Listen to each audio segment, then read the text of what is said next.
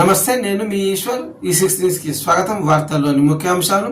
సంగారెడ్డి జిల్లా municipality commissioner Prasad Chavan బాధ్యత చేపట్టినప్పటి నుండి అనేక అవినీతి ఆరోపణలు ఎదుర్కొంటున్నారు. అక్రమ లేఅవుట్, ఒకేసారి 26 ఇళ్లకు అనుమతుల మంజూరు చేసి లక్షల అవినీతి సొమ్ము నొక్కేశారని ఆరోపణలు. వీటికి తోడుగా ఉన్నతాధికారుల అనుమతి లేకుండా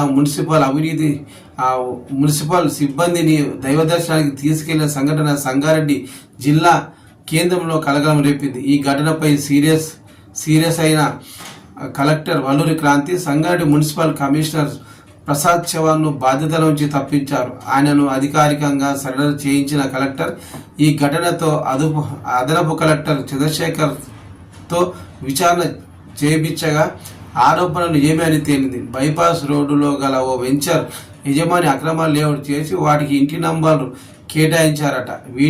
వాటిపై విచారణ చేపట్టి సరైన రిపోర్టు ఇవ్వడంలో విఫలం అయ్యారని వాదనలు అధికంగా ఉన్నాయి. సిబ్బందిని తీసుకెళ్లడాన్ని నిబంధనల ఉల్లంఘన గుర్తుగా భావించి ఈ నేపథ్యంలో ప్రసాద్ చవాన్ స్థానంలో దుబ్బాక మున్సిపల్ కమిషనర్ శ్రీనివాస్ రెడ్డిని సంగారెడ్డి మున్సిపల్ కమిషనర్ గా బదిలీ చేశారు. అధికారికంగా ఉత్తర్వులు విడుదలయ్యాయి. అధికారిక దర్యాప్తులో తప్పిదాలు తేలిన నేపథ్యంలో సంబంధిత అధికారుల తీరుపై పాలక మండలిలో అసంతృప్తి వ్యక్తమవుతోంది.